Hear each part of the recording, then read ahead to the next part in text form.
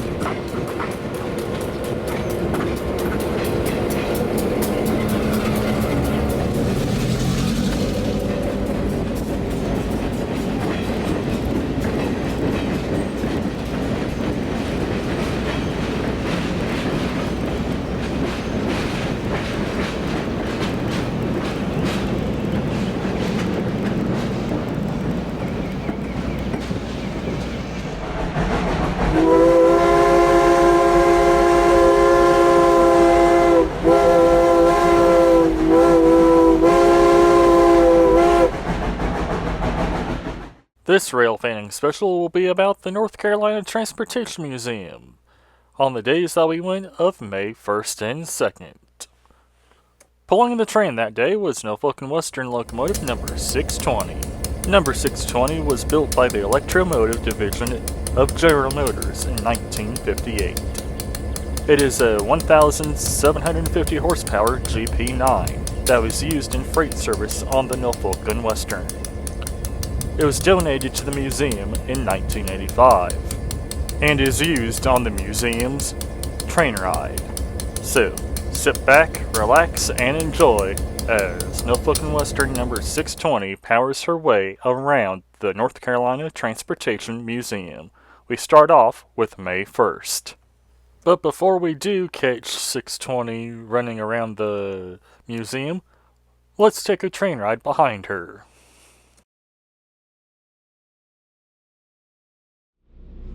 Attention folks, welcome to the North Carolina Transportation Museum. Before we get started on our train ride, there are a few safety rules.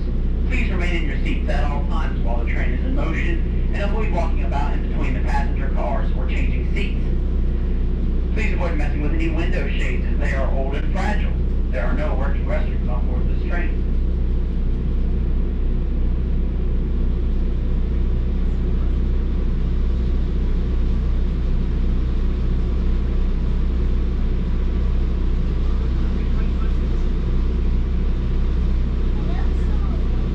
All aboard! We are about to depart Harbor Junction, the building on your left. The building was built in 1898 and is very similar to passenger stations in small towns across the country through most of the 20th century. Railroad stations were centers of commerce, handling passengers, mail, and railway express agency freight, which is today UPS or FedEx. Our train today is similar to those of the 1950s.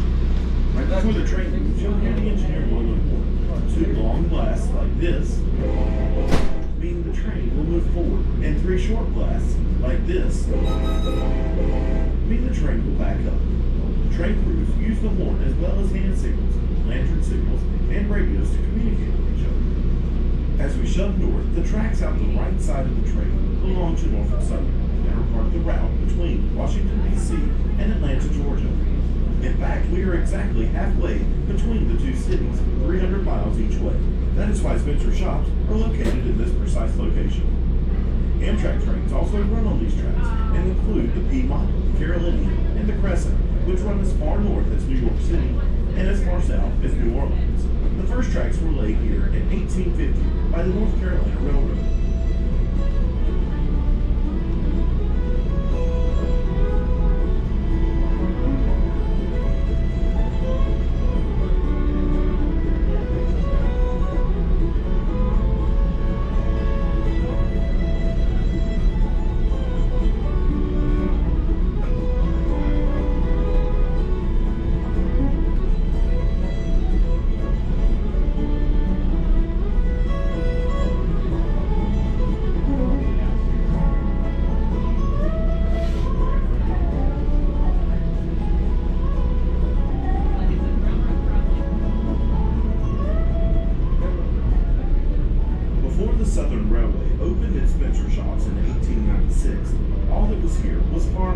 trees.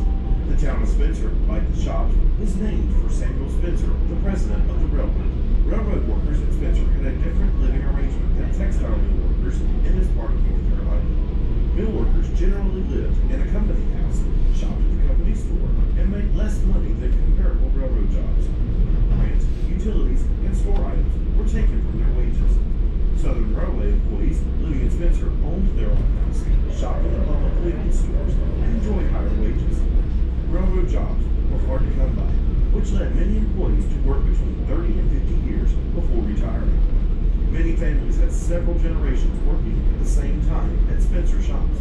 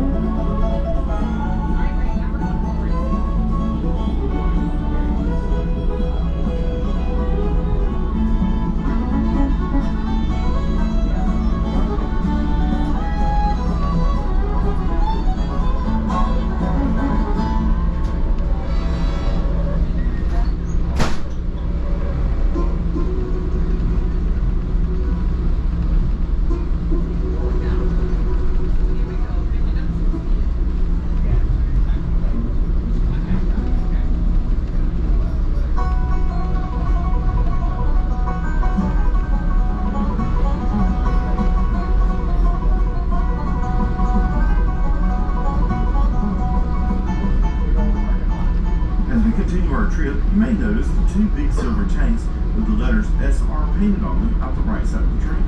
Built in the 1920s, these two large water tanks held water for fighting fires here on the site. To fill those tanks up, water had to be pumped in all the way from the Yadkin River, which is 4 miles away to the north. Next to those tanks is a small red brick building. Don't let its size fool you, because it was one of the most important buildings here at Spencer Shops. It's called the Transformer House. Built in 1914, that building housed the controls for all the electrical power distribution through the shops as well as through the town of Spencer. In 1990, this structure was restored, and today it is one of our restrooms.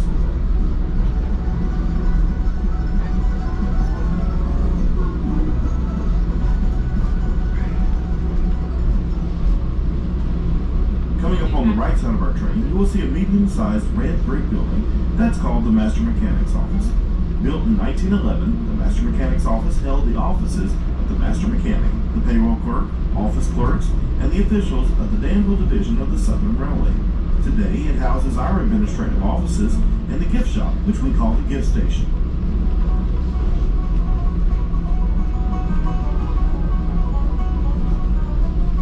The big gray building behind the Master Mechanic's Office is believed to be the oldest building on site. It is called Warehouse Number 3. Built in 1896, it housed the Master Mechanic's Office until it moved to the MMO in 1911. From that day to this, it has continued to function as a storage facility as well as an area for special events. The last building in this line is the metal building that has all the windows in it. It is called the Flue Shop. Built in 1924, it was used to store and repair the flues of a steam engine. A flue is a tube that allows heat and smoke from the firebox to travel through the boiler, thus heating the water to make the steam to turn the locomotive's wheels. A steam locomotive could have anywhere from 200 to 350 flues inside its boiler. Today, the Flue Shop houses our museum's antique automobile collection.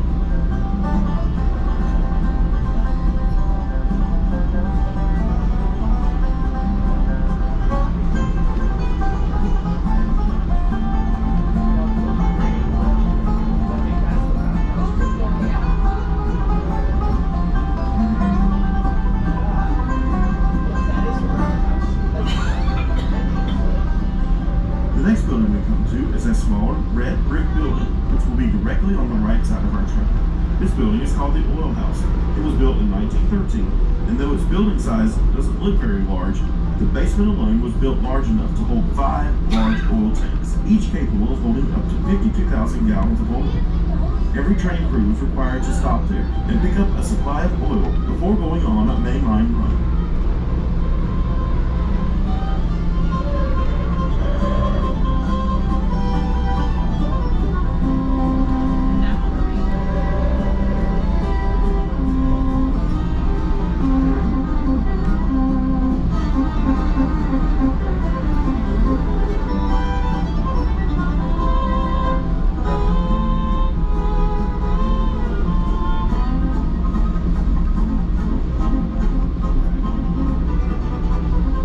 As we pass our fence line, we are now off the museum property and are now passing through the Spencer Freight Yard used by Norfolk Southern. There were once many more tracks here, including a 15-track classification yard and smaller yards for stock pens and less than carload freight. By law, animals transported by rail had to be removed from the cars for feeding, water, and exercise every 24 hours. This was done in stock pens, both covered and open, that were located in this area of the site. At one time, a law in Spencer did not allow freights to run on Sundays unless livestock was being carried. When the railroad needed to operate on Sundays and no livestock was available, they turned to their pet mule, named Maud. She was kept right here at these pens for this very occasion, and would ride the train to fulfill the requirements of this law. Later, when a small steam locomotive was rebuilt to move other locomotives around the roundhouse area, it too was affectionately named Maud. Past the stock pens were the transfer sheds, where freight shipments too small to fill an entire rail car were transferred between cars, carrying shipments to many destinations. These included dry and canned goods on their way to shops, farmers' orders for tools and seeds, and large catalog orders, including entire homes. Up to 350 freight cars moved through this facility every day. Both the stock pens and transfer sheds were torn down in the 1960s.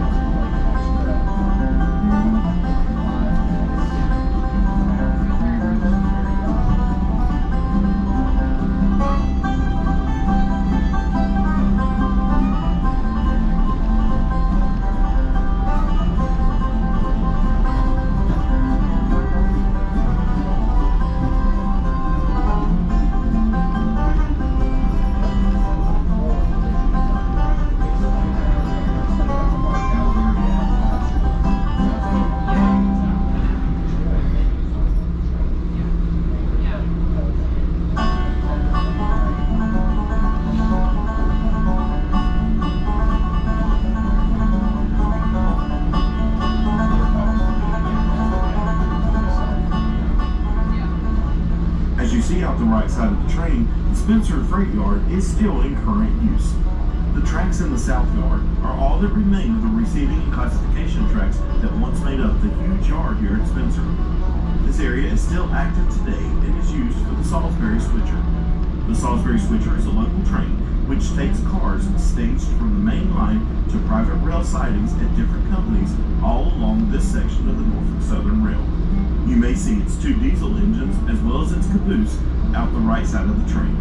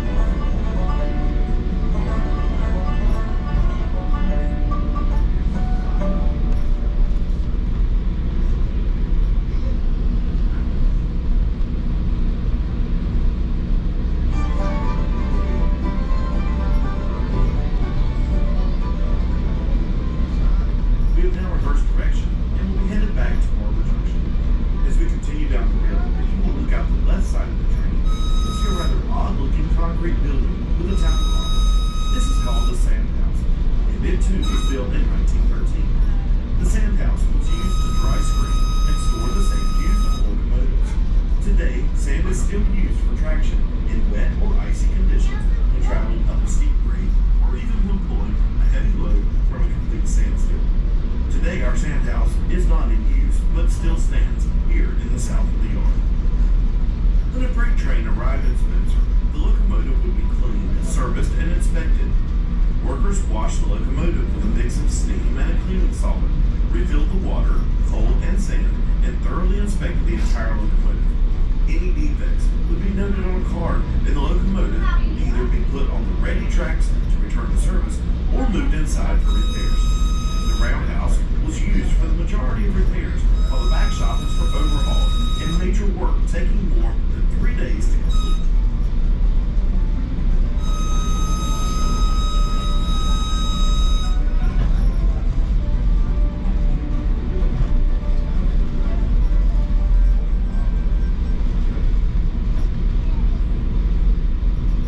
Attention folks, here in just a few minutes, the train will be making a short courtesy stop at the Roundhouse. You will have the option of getting off the train to visit our exhibits in the Roundhouse and the back shop if you wish. You'll find an operational turntable as well as a variety of transportation-related exhibits. The train will not stay at this location. However, you can walk back to the parking lot, which is about a 10-minute walk through our museum buildings. If you wish to get off the train, please proceed to the open vestibule, per a train crew member's directions, and detrain with the help of our conductor or train crew. Please remain in your seats until an announcement is made that it is safe to exit. If you would like to remain on the train, we will return you to the Barber Junction Visitor Center after this brief stop.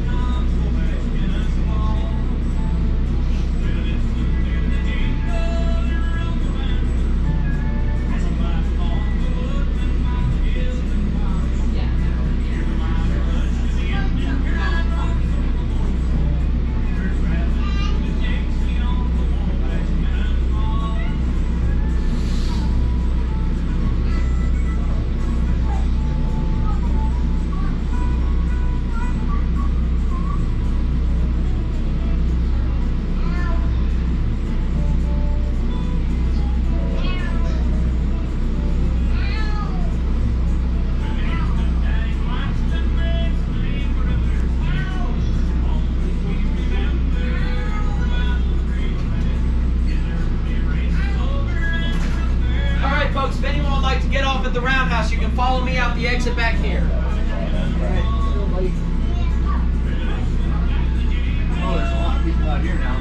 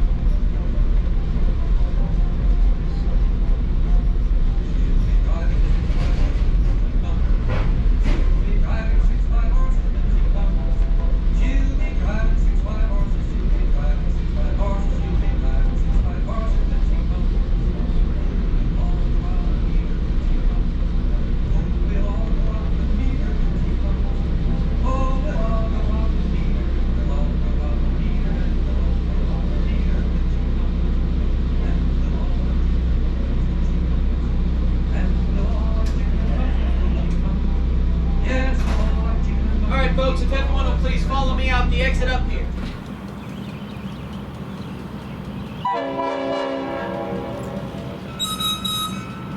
Now that we're deboarded, let's watch 620 power her way around the North Carolina Transportation Museum. If you've liked what you've seen so far, please give the video a like, leave a comment down below, subscribe to the channel, and ring the notification bell to be notified about future uploads.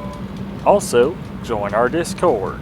Link is down in the description down below, and channel memberships are now active. You can join by the join button or the link in the description down below. Some of the perks of becoming a member are early access to new videos, and we hope to see you along with the Rusty Rails crew real soon.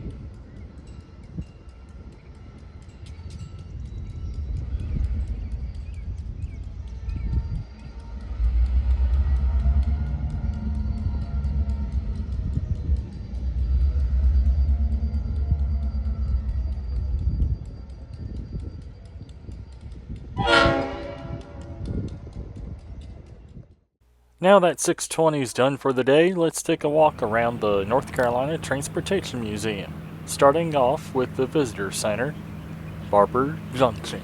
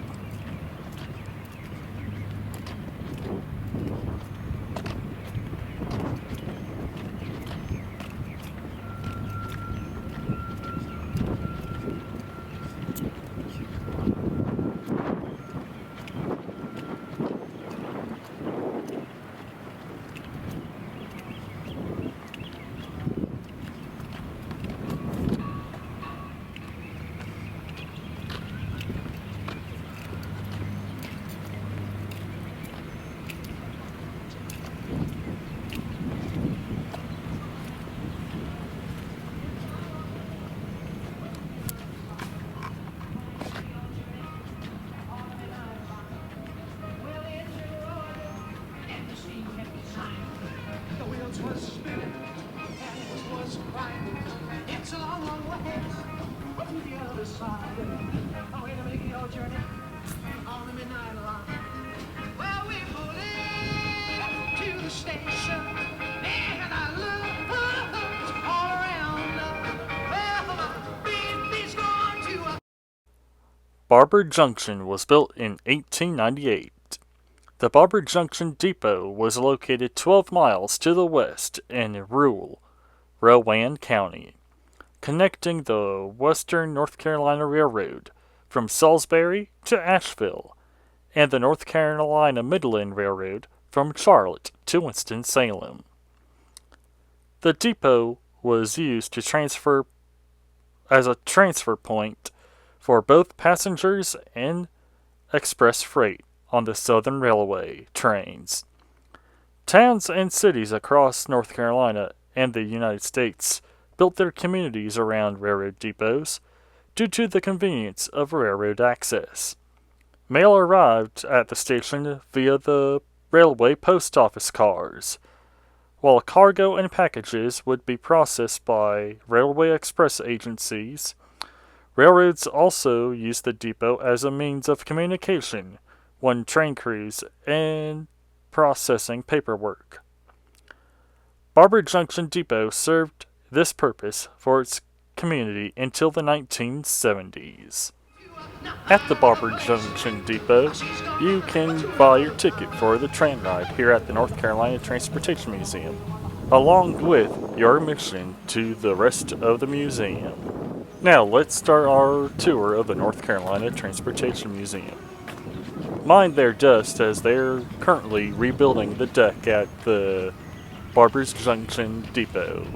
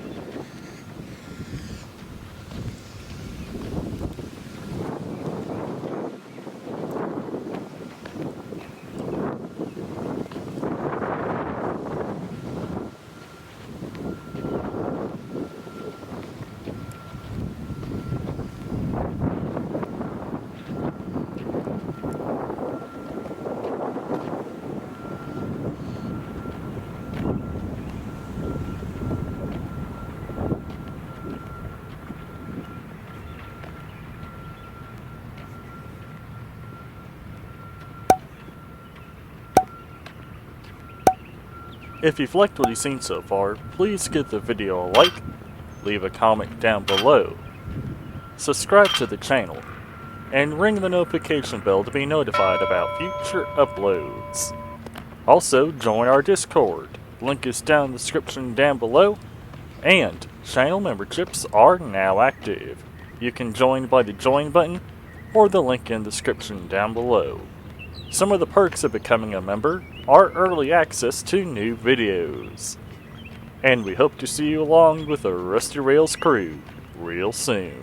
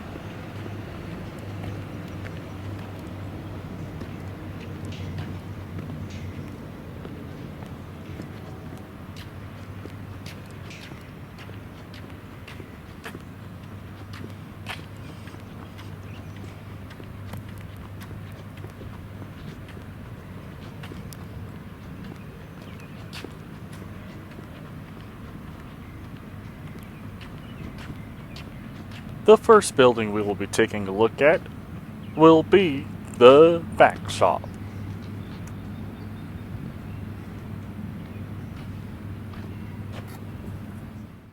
The back shop. As Spencer shops grew, the need for a larger, heavy repair building arose. The back shop was designed by master mechanic S.R. Richard in 1904. The construction began later that year and was completed in January of 1905. The back shop was the largest industrial structure in North Carolina. FYI, a back shop and an erecting shop are two different types of buildings. A erecting shop would have meant that new steam locomotives were built in the building, which never occurred in Spencer on rebuilt engines.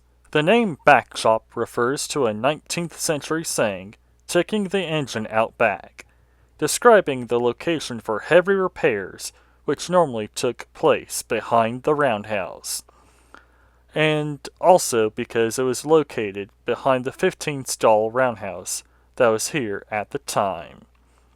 The back shop is 200 yards long and 50 yards wide, the equivalent to 2 football fields.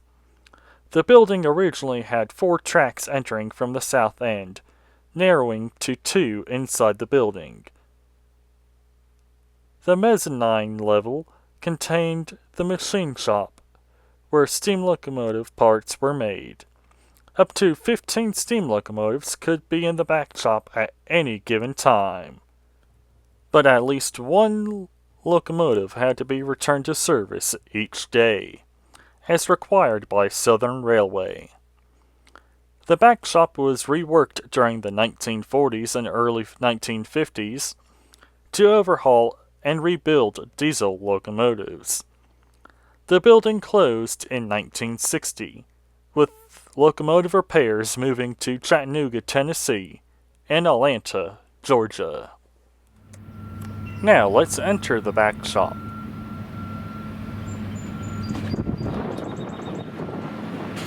Inside the back shop they have vintage automobiles, an airplane that's getting restored, and a few train cars along with a steam locomotive. We're going to start off with some of the antique cars.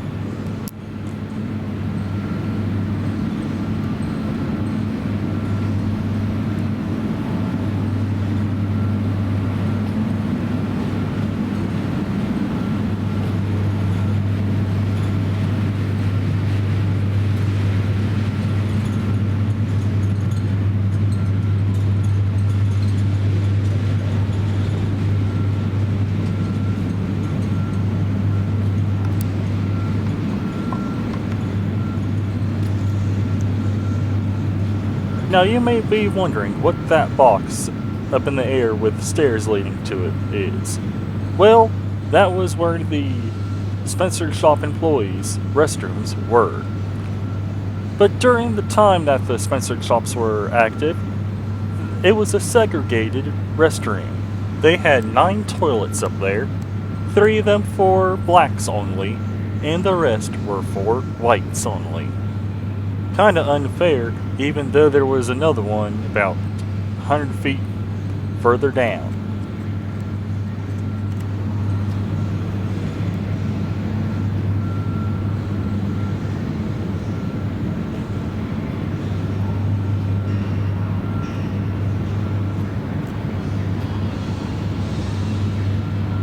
The next little section of the back shop is full of old horse wagons.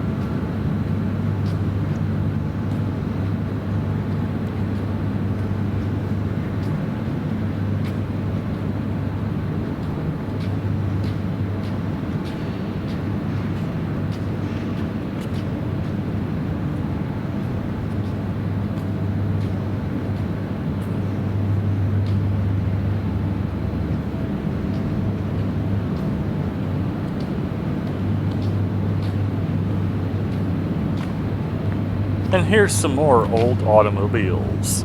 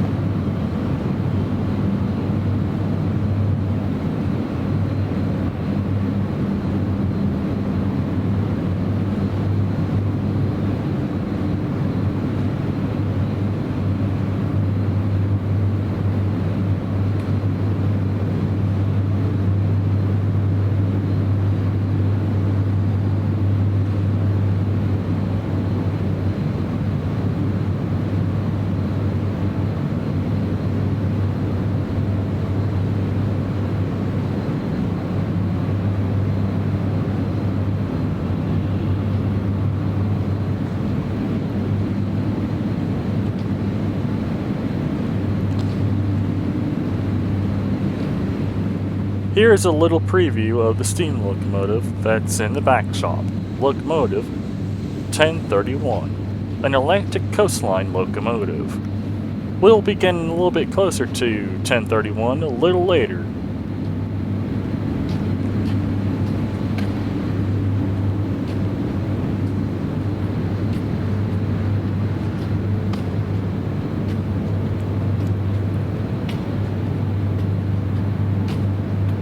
The next piece of rail equipment that's behind locomotive 1031 is James B. Duke's private rail car, the Doris.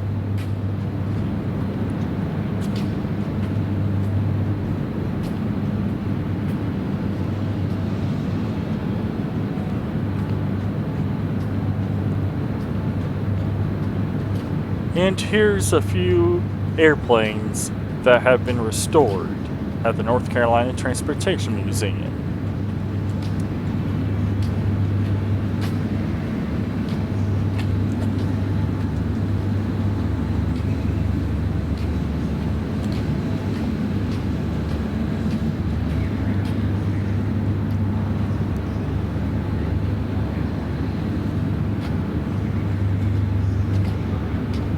Here's the actual fuselage of the airplane that is being currently restored at the North Carolina Transportation Museum, a DC-3.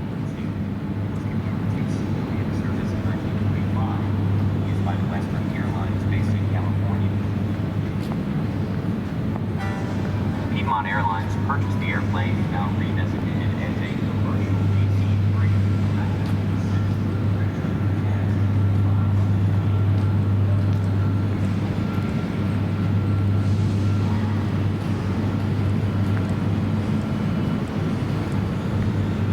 Next up are some North Carolina State Trooper and Sheriff's vehicles, followed by some firefighting equipment.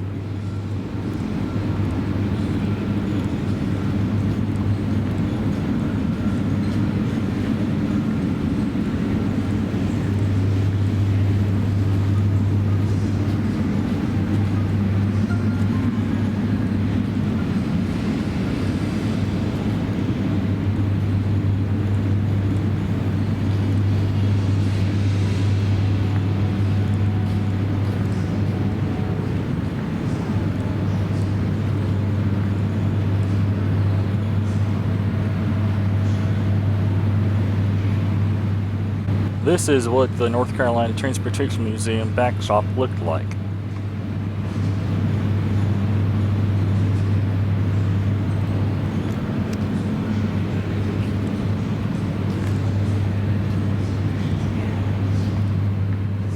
This back section of the back shop towards the tracks is full of all different types of tractor trailers.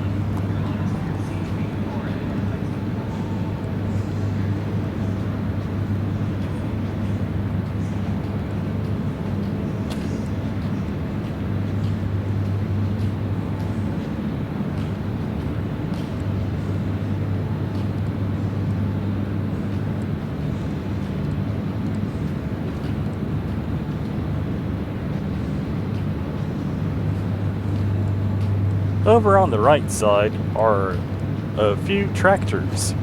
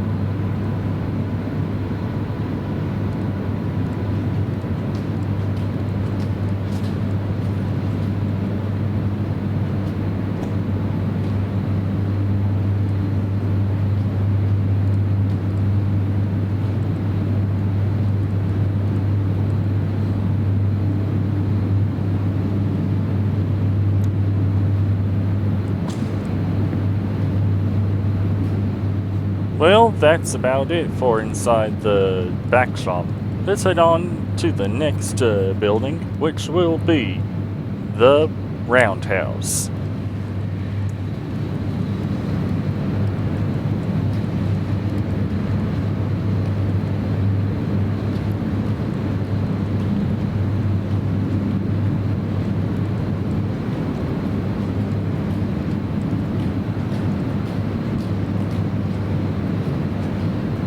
Normally, where that door is on the Roundhouse, you'll be able to enter it. But right now, they're going through a roof renovation of the Roundhouse. So the first section is currently closed to the public, but the rest of the Roundhouse is open. So let's head on down the path and we'll get to the Roundhouse entrance.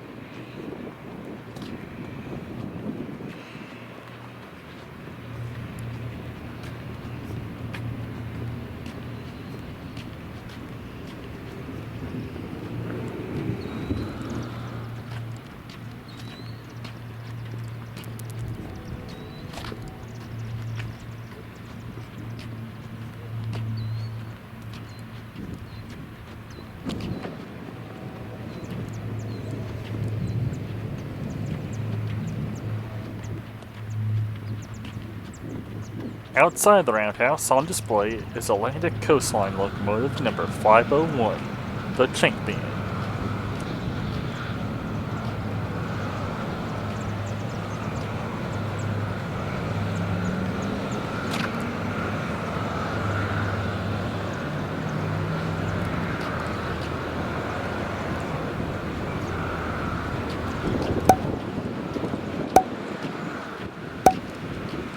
If you've liked what you've seen so far, please give the video a like, leave a comment down below, subscribe to the channel, and ring the notification bell to be notified about future uploads.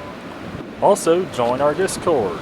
Link is down in the description down below, and channel memberships are now active. You can join by the join button or the link in the description down below.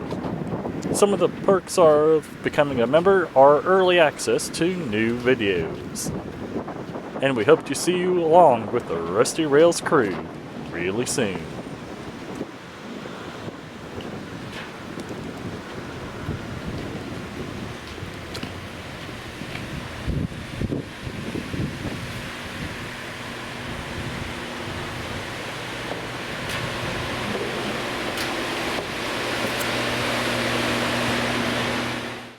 The roundhouse. As Spencer shops expanded in the 1920s, the need for a larger roundhouse became critical. Built in 1924, the Bob Julian Roundhouse replaced the 15-stall roundhouse, which had served the site since 1896. The new roundhouse had 37 stalls and a 100-foot turntable. The roundhouse was primarily used for light repairs to steam engines, most of which would take place in 3 days or less. Each stall was 106 feet in length, providing plenty of room for Southern Railway's largest steam locomotives. Switching locomotives were repaired in the first few stalls, followed by passenger locomotives, and then the freight locomotives. Drop pits were installed to drop pony truck wheels, locomotive drivers, and trailing truck wheel sets. The roundhouse was named after Robert Bob Julian, a longtime roundhouse foreman, and was the only named roundhouse on the Southern Railway system. Following dieselization in the 1940s, the roundhouse was modified with wooden platforms in order to make repair to the diesel locomotives. The roundhouse, along with the diesel refueling area and classification yard, continued to serve the Southern Railway until 1979. They had the exhaust fans on in the roundhouse in this section, as they were also doing a little bit of roof work over here.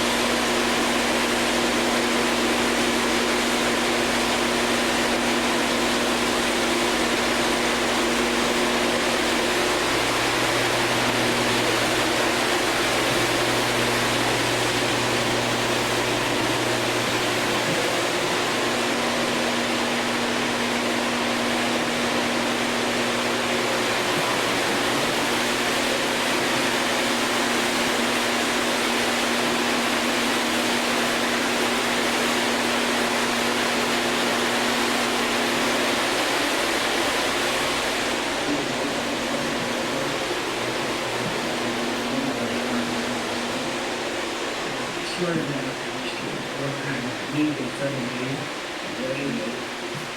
And then I would make up 5 trains. One would go to New Orleans in Texas. One would go to Atlanta and the West Coast. One would go to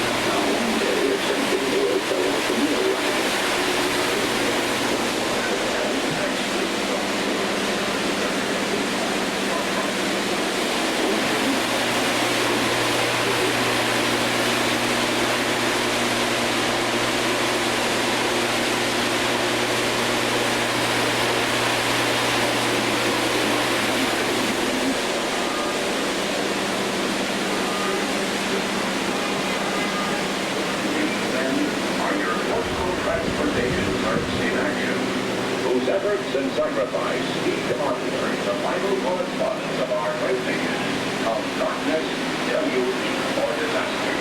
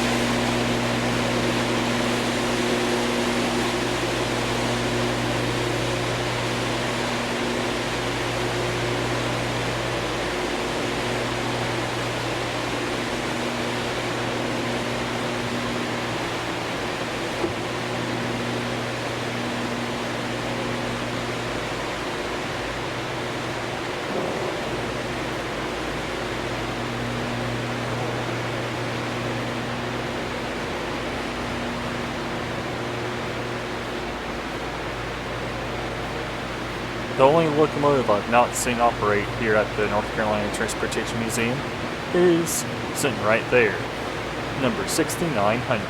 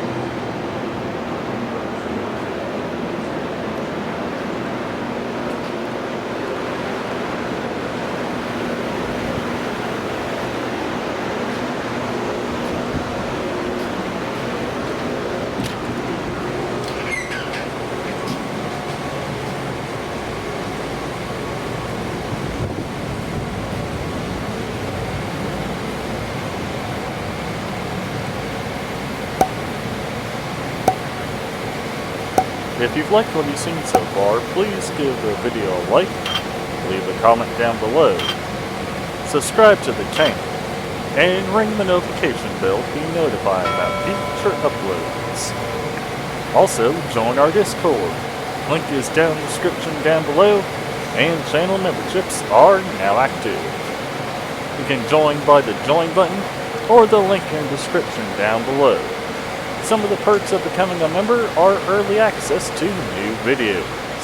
And we hope to see you with the Rusty Rails crew really soon.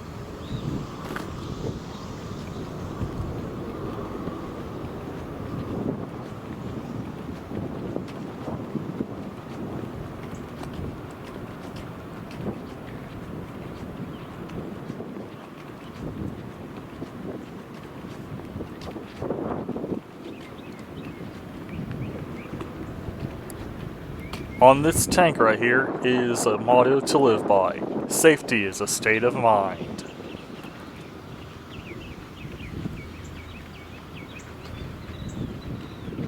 The building we're actually heading to is one of the newer exhibits that has opened here at the North Carolina Transportation Museum, the Wheel Balancing Shed.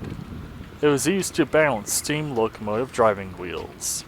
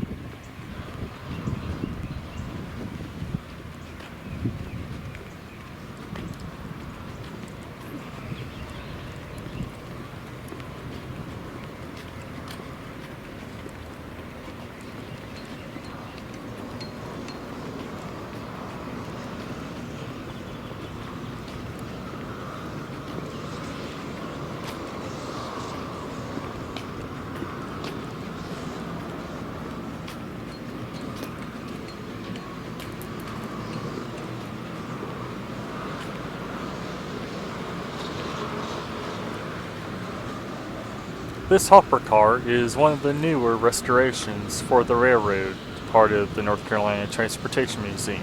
It just recently got out of the paint shop.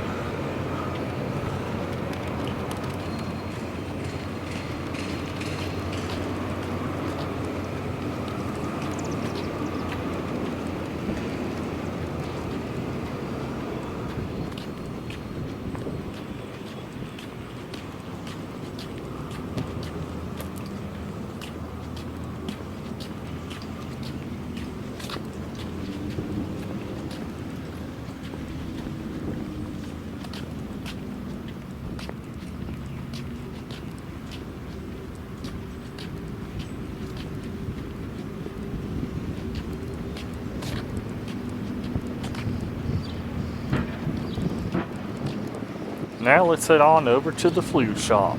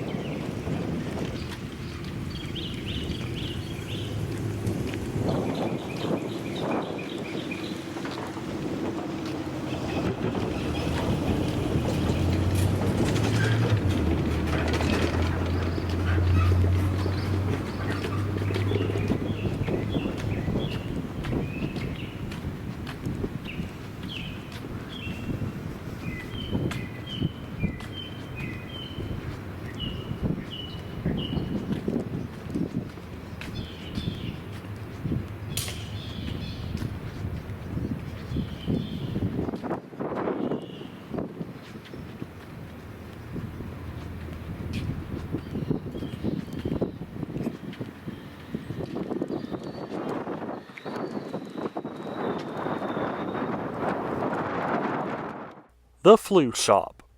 Constructed in 1924, the Flue Shop was completed just weeks after the Bob Julian Roundhouse. Workers took old tubes and flues from steam engines and renewed them through a process called safe ending, which made them serviceable again.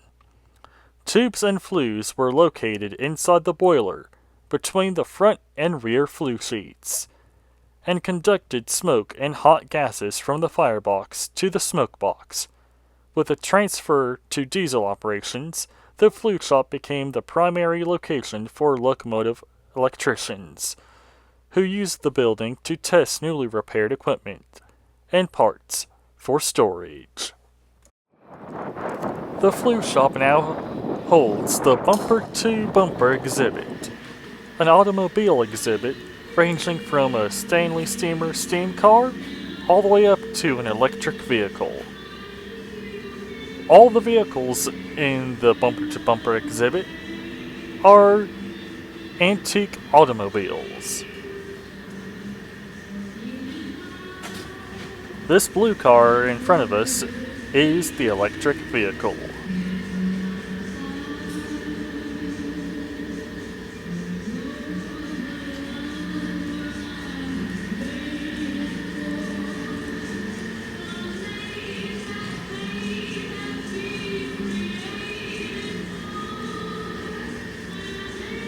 And across from the electric vehicle is the steam car.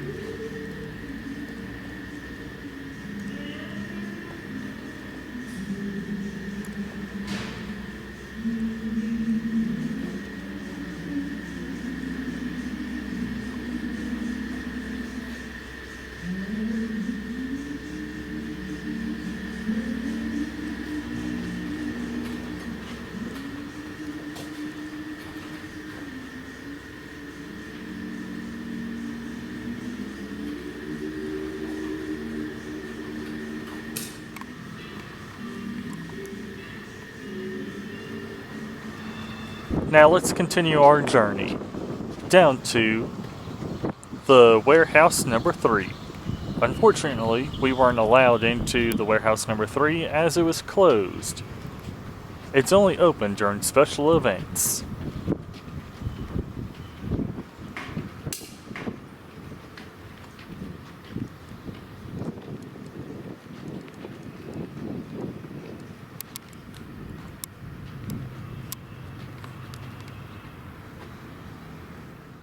Warehouse number 3. Soon after the Southern Railway's purchase of 144 acres of northern Rowan County land in 1896, construction of Spencer shops began at a rapid pace. As with any industrial facility, a building for storage was needed for parts and supplies. Shop workers erected warehouse number 3 in 1896, towards the north end of the facility. The building was used for storage for some 50 years in that location. Between the late 1940s and early 1950s, the building was moved to its current location, between the master mechanic's office and the flue shop. Now let's head on down to the master mechanic's office, also known as the MMO.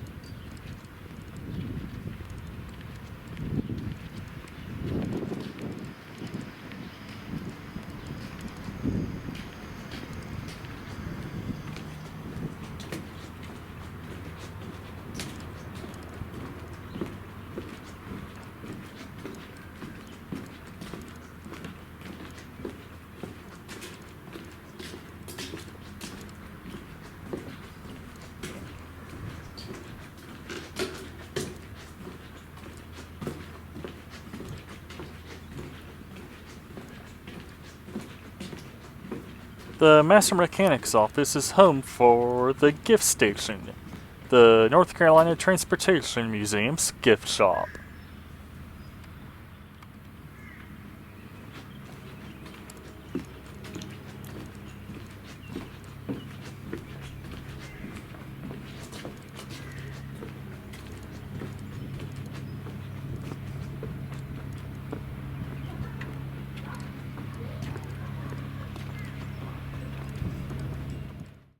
The Master Mechanic's office.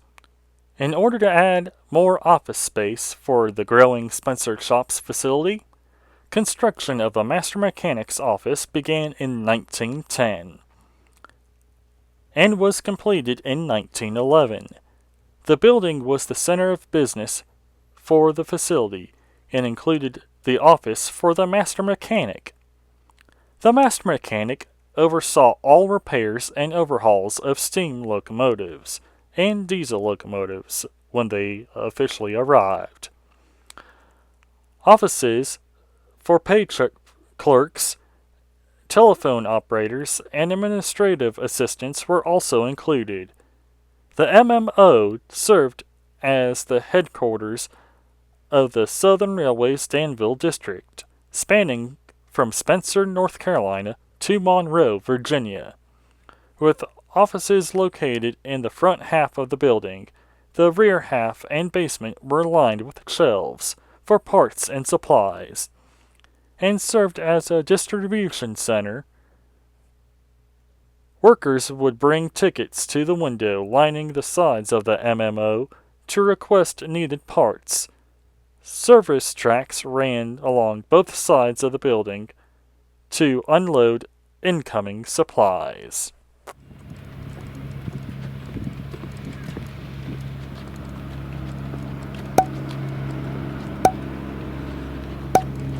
If you've liked what you've seen so far, please give the video a like, leave a comment down below, subscribe to the channel, and ring the notification bell to be notified about future uploads. Also, join our Discord. Link is down in the description down below, and channel memberships are now active. You can join by the join button or the link in the description down below. Some of the perks of becoming a member are early access to new videos. And we hope to see you as part of the Rusty Rails crew really soon.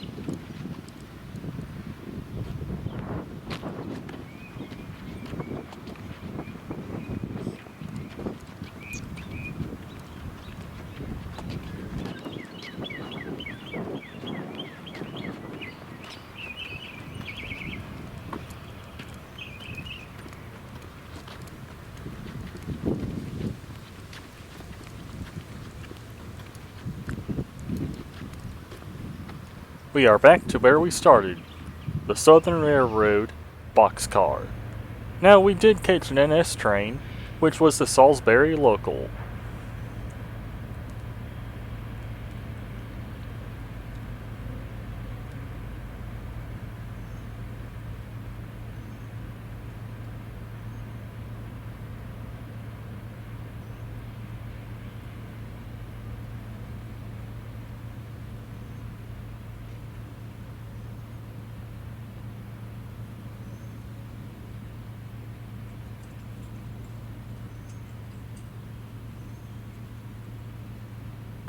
The next day, on May 2nd, 2025, before heading to the North Carolina Transportation Museum, we caught a Norfolk Southern train crossing over the Yadkin River.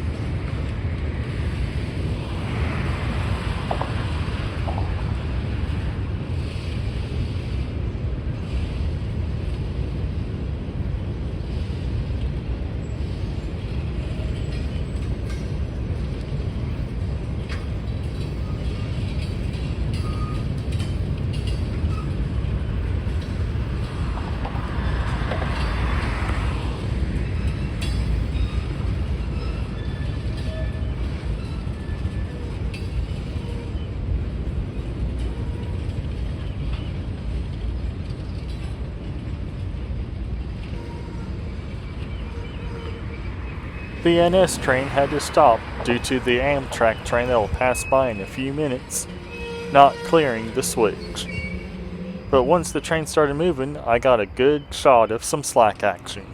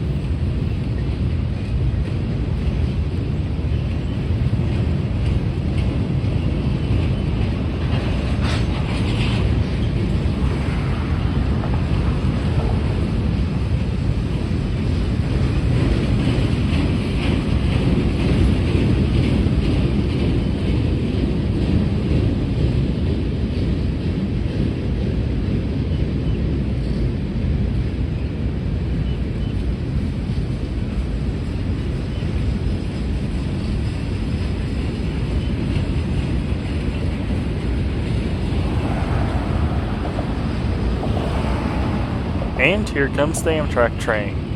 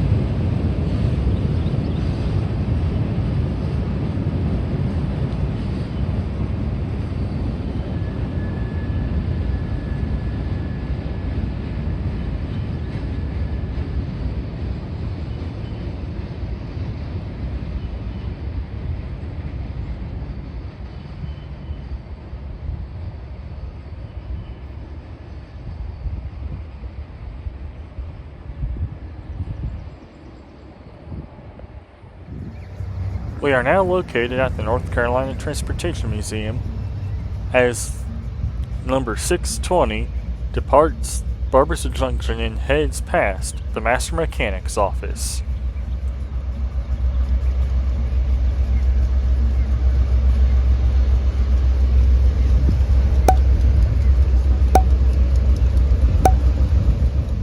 If you've liked what you've seen so far, please give the video a like, leave a comment down below, subscribe to the channel, and ring the notification bell to be notified about future uploads. Also, join our Discord. Link is down in the description down below, and channel memberships are now active. You can join by the join button or the link in the description down below. Some of the perks of becoming a member are early access to new videos. And we hope to see you with the Rusty Rails crew real soon.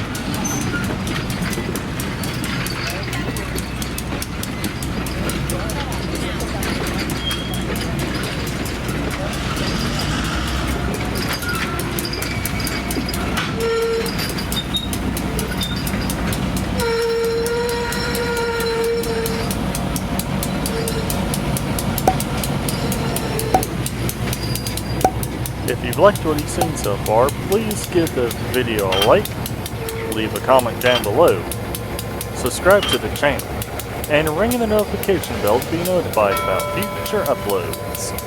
Also, join our Discord, link is down in the description down below, and channel memberships are now active. You can join by the join button or the link in the description down below.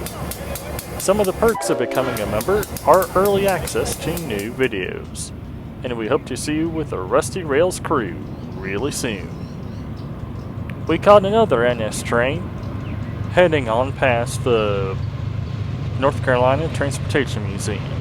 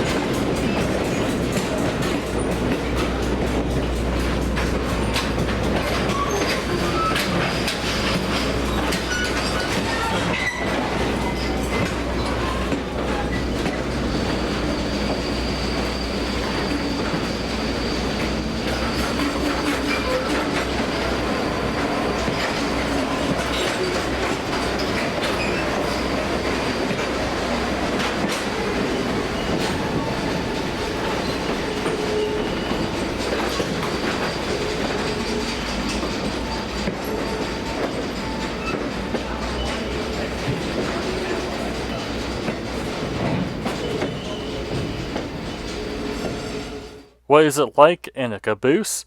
Stay tuned to find out.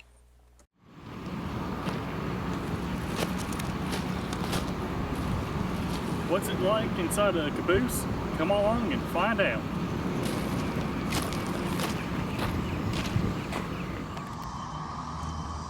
Back when cabooses were in service, this is where the conductor and the rear brakeman would be until the rear brakeman was needed. The conductor would file his paperwork and monitor the train from the caboose.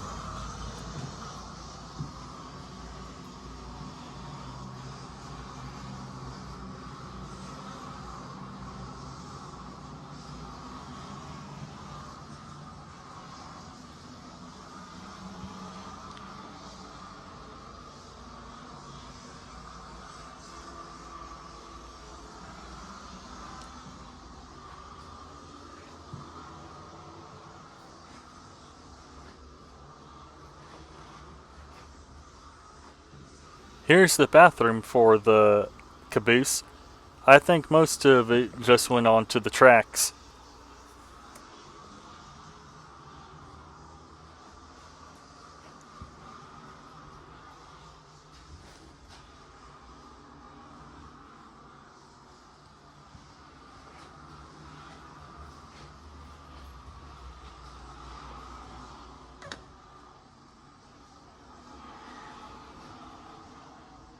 The seats up here in the cupola helped the conductor and the rear brakeman look for any hot boxes on the train.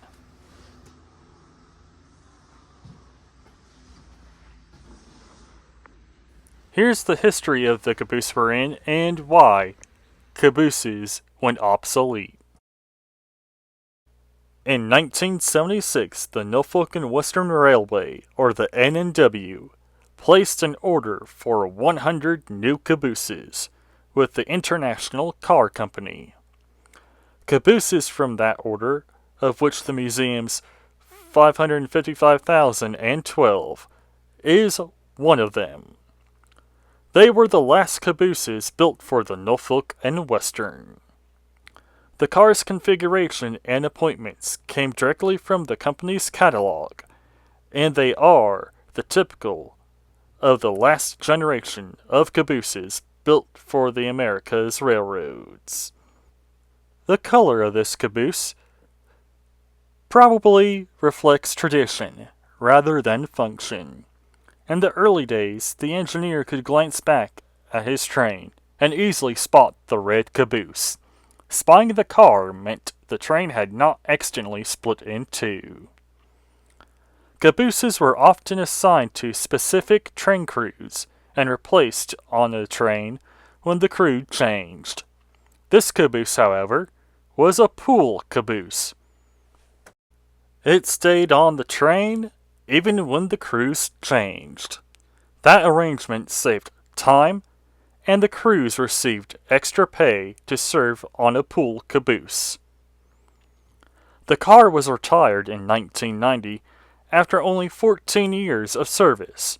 Electronic devices that monitor brake pressure and unsafe conditions made the caboose obsolete. Norfolk Southern donated the caboose to the museum in July of 1990.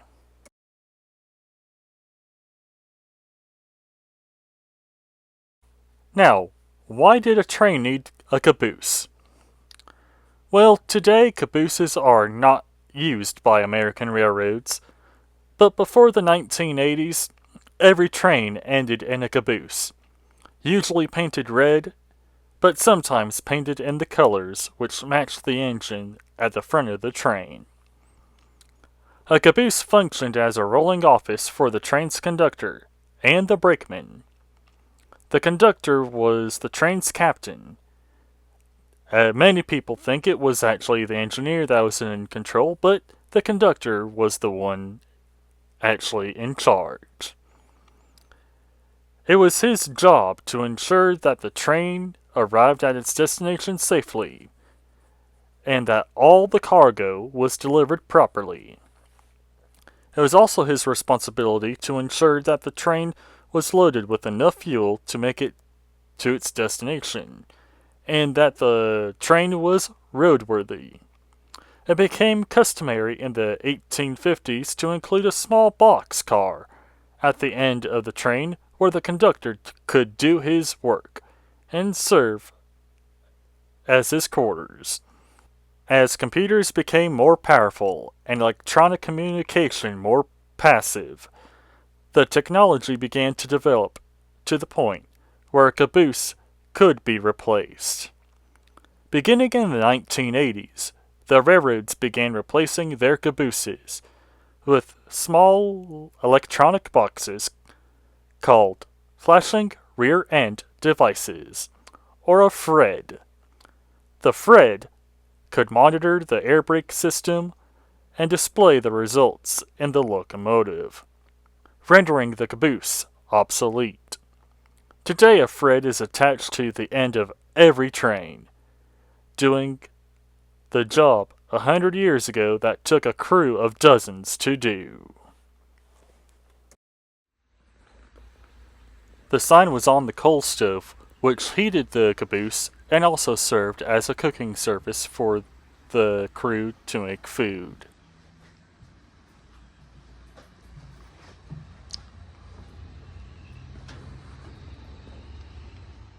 What is it like in a private rail car?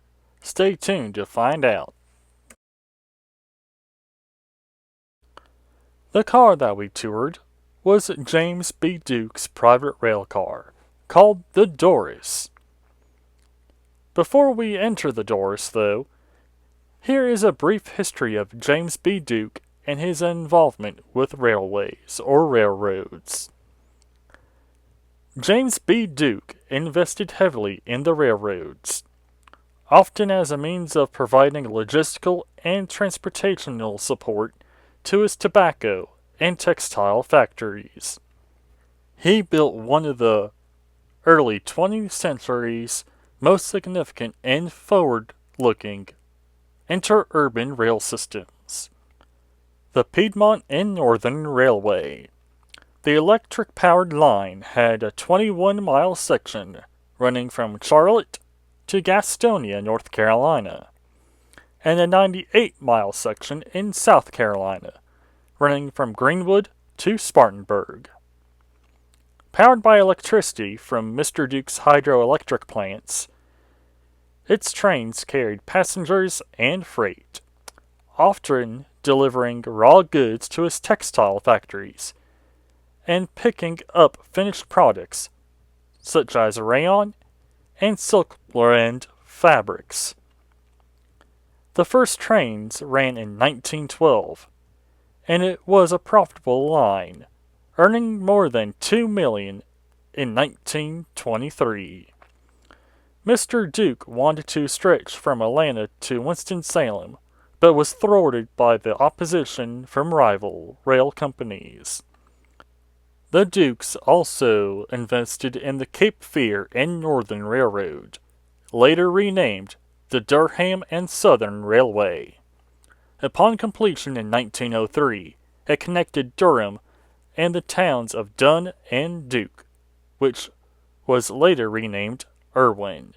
The 60-mile line helped bring growth to the then undeveloped section of the state.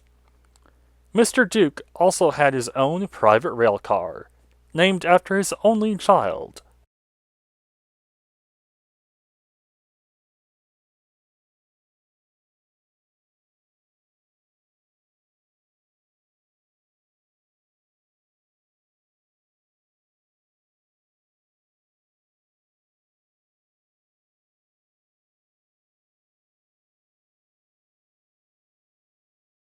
For dates of the tours and availability, you can check out nctransportationmuseum.org.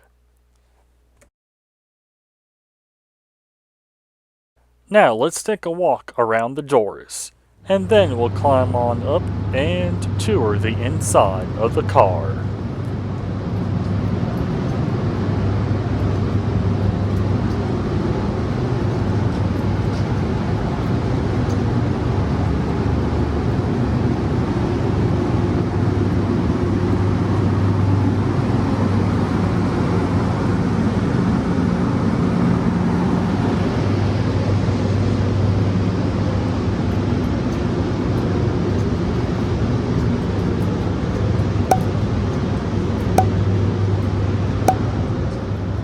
you've liked what you've seen so far, please give the video a like, leave a comment down below, subscribe to the channel, and ring the notification bell to be notified about future uploads.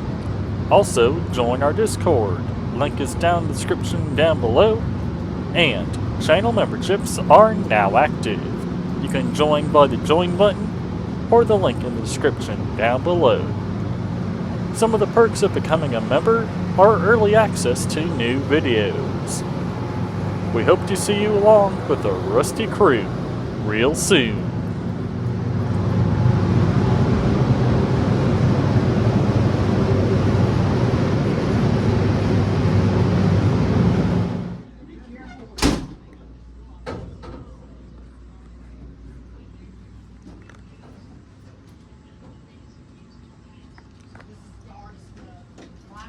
Car of James Duke.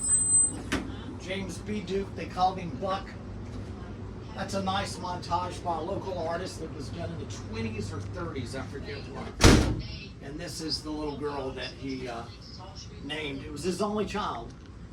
And she was born in 1912.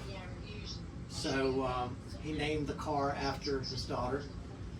And in 1917, he bought this car for $38,000, which is pushing $1 million today. No, yeah.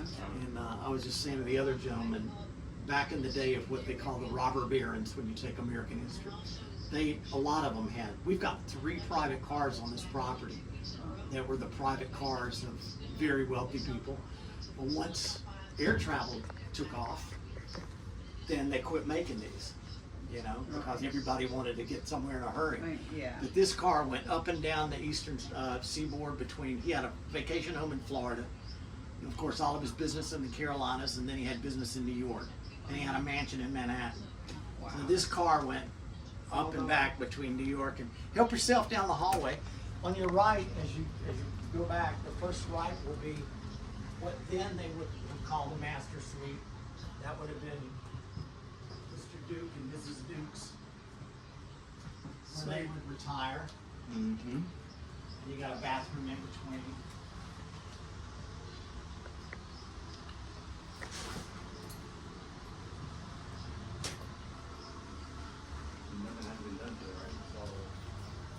It was it's just been cleaned up, but you know, I mean, not all of it. You can see the front of that door is in bad shape. But most of this was done in stainless steel. This was brand new building materials in the early 1900s. Wow. So if you were in 1917, you had something built with stainless steel, you were like, whoa, that's the future, man.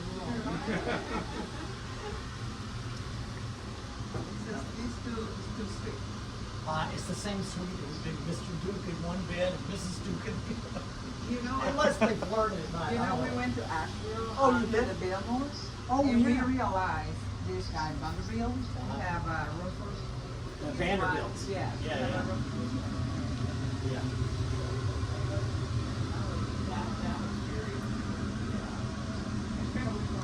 Yeah. Right? Why couldn't we get a separate room with my husband, right? Yeah. Well, as long as I'm sure I get to stay inside in the same room as my wife. This would have been the guest area right here. I mean, there's a lot more cleaning up to be done. This was in its original state here. It did. It did. I don't think you're gonna get any water out of there now. But it does have AC. So. That's nice. What's that? Have an AC. Yeah. So there's water somewhere. And this would have been his office when he was doing business on the train right here. A lot of deals and a lot of contracts on this table right here. Right. But you know, he made several fortunes. First tobacco, then energy. He was the founder of the company that now we call Duke Power, but it was Southern Power over 100 years ago. And you can, if you want to look at the kitchen, it's back here. But now that's stainless steel from modern times. Oh, really? Yeah, because it was still used occasionally. Is the toilet the same that it is as it was at the beginning? I think so, yeah. Pretty Yeah. modern, you know? No, they were, I mean, yeah, they kept up with everything. Right. So you can afford it. Right, you get paid for it. Yeah. We know that Governor Hunt, North Carolina Governor Hunt, used this car on occasion. Oh, wow. And that's why they updated the kitchen. So they would have a chef. Of course, Mr. Duke himself had a chef. But then when later elected officials and famous people used it, they Well, that's the whole entire inside of the James B. Duke's modern version. doors.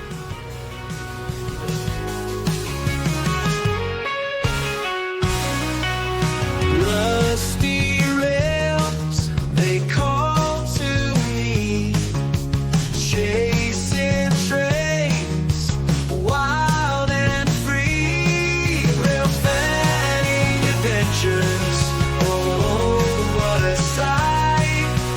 Rusty rails production shining bright.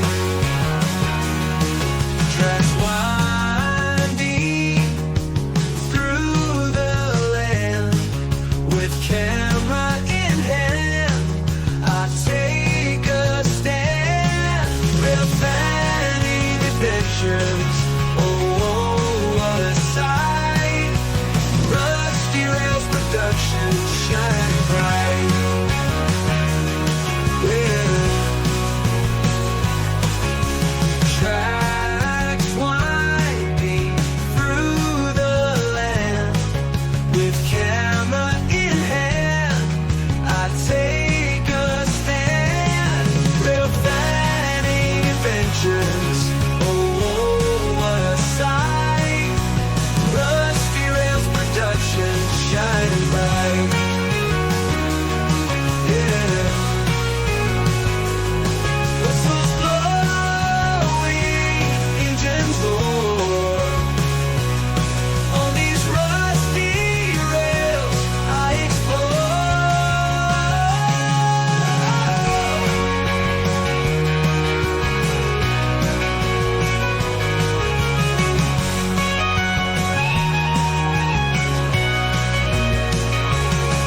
Rail fanning adventures, oh, what a sight!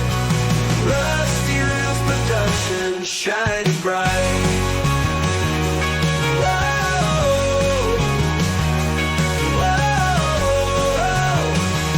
Thanks for watching. I hope you liked what you saw. If you did, please give the video a like, leave a comment down below, subscribe to the channel, and ring the notification bell to be notified about future uploads. Also, join our Discord. Link is down in the description down below, and channel memberships are now active. You can join by the join button or the link in the description down below. And we hope to see you along the rusty rails really soon.